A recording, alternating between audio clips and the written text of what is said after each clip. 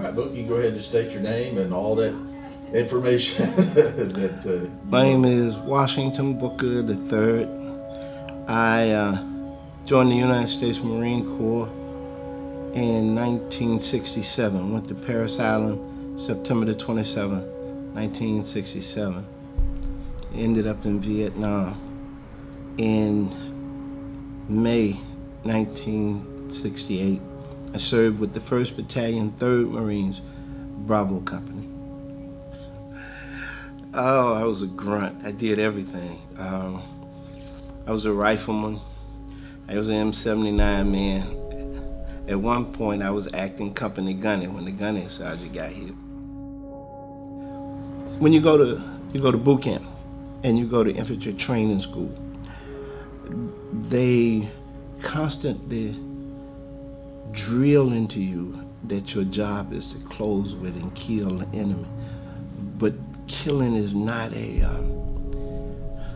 I don't know, they turn it into something and make it acceptable to you. You know, they run you till you almost fall out, and then you're saying kill, kill, kill. When you come out on the other end,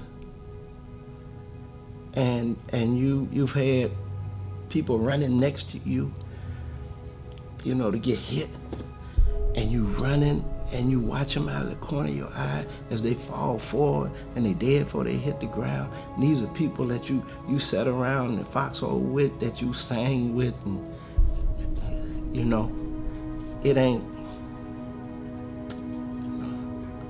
there's nothing glorious or all that other stuff. None of that stuff matters anymore. I had some days that I sit on the side of mountains and looked at pristine old growth jungle that nobody had been in a couple of thousand years, had never had human habitat. You know, trees as tall as a 20-story building almost, orchids and plants, you know, and just beautiful. And you know, you can see 10 miles in the distance, and a river comes down and curves around the rock pile or rock formation.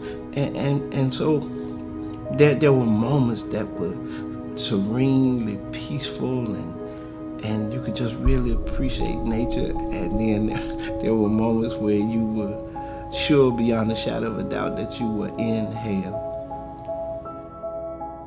I killed an NVA lieutenant 5 o'clock in the morning when they hit us on 461. And I made the mistake later, after we had pushed him back, we had broken off, of searching him. And I took his belt, and I took his SK, and I opened his wallet. And there he was, probably someplace in North Vietnam. Him and his wife and his kid.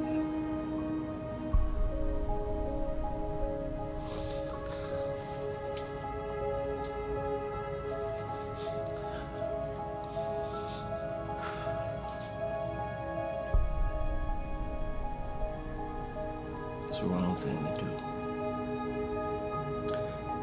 Because he became a human. Not a target. Not some evil force, you know, moving along a ridge line, a shadow. Yeah. But he became a human being.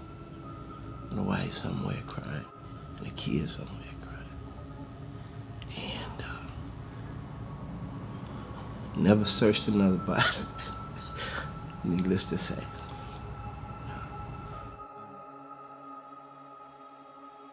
If you truly believe that every single human life is important, that the most important thing on earth to a human being is other human beings, and that the greatest thing on earth is our collective consciousness and mind, and if we could ever tap into that, if we could ever just realize that the only thing holding us back is us, if we could pursue peace like we pursue war, we would already be colonizing another planet. We would already be outside the solar system. We would already have cured cancer. We would already have, we'd be 1,000 years ahead of where we are now. If somebody who had been to Afghanistan or Iran or one of those covert wars came to me and said, I kill people, and now I'm struggling with it. Now, it's morally wrong, and I believe that, and that's what I was taught. But I'm still having problems with it. I guess the only thing I could say to him is that use it as a springboard. Forgive yourself, and I know that ain't easy. But try and do as much right and as much good as you can. You got to do something, all right? And I think if you have to concentrate on two things, I try to spread as much love and peace and joy in the world as I could.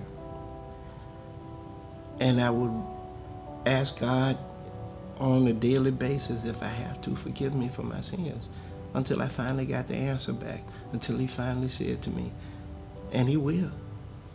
He will.